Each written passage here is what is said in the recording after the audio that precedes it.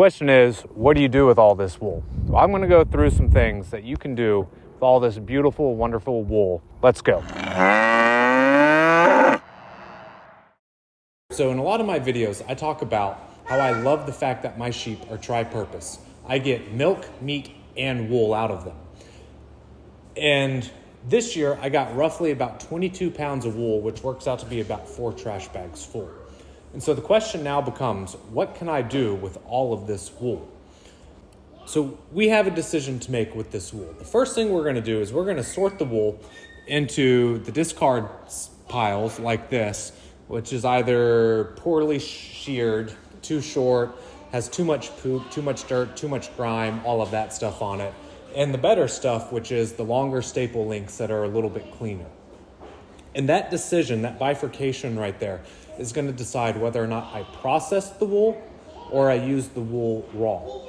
Now, while processing the wool, I'm going to have my own video, should be next week, so stay tuned, subscribe, like, hit the notification button so you know when that video comes out.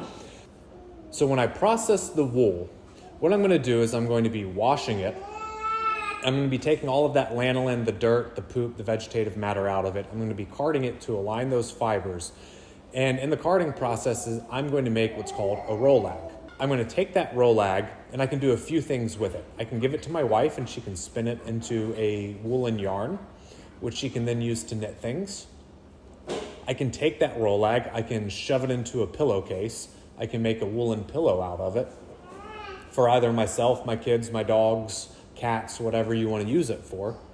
I can take that rolag and I can make a batting with it.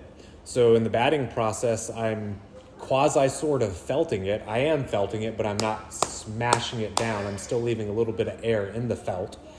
And then I take that batting and I can make oven mittens out of it. I can use it for quilts because it holds its shape really well because of the properties of wool. When you felt it, they kind of interlock. They have a lot of micro barbs on them. And then it still has air in it, so it's insulative. So those are the things that I can do if I process the wool.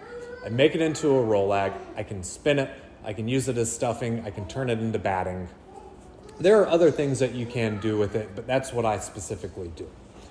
Now, if I leave that as raw wool, what can I do with it? Well, one of the easiest things is I can use it for insulation.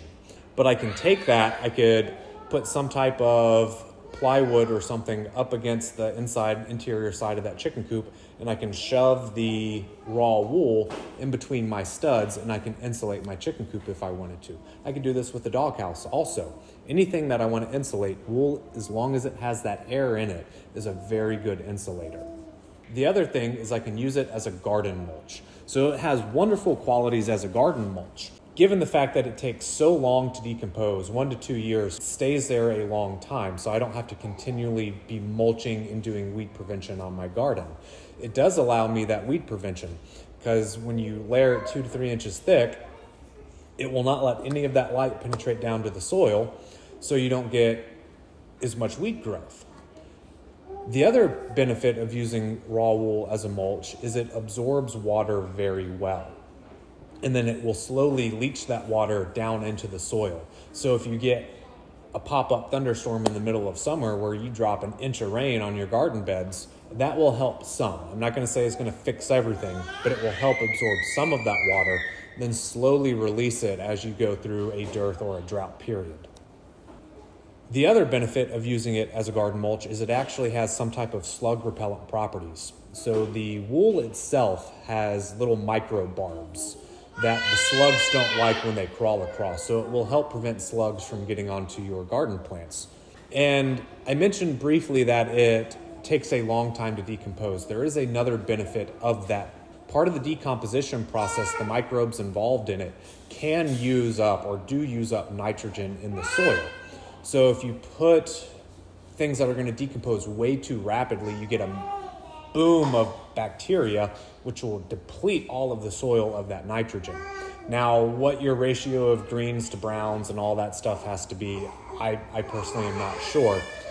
But I know with wool, since it takes so long to decompose, I'm not going to get that bloom of bacteria, which is going to rob the soil of all of its nitrogen.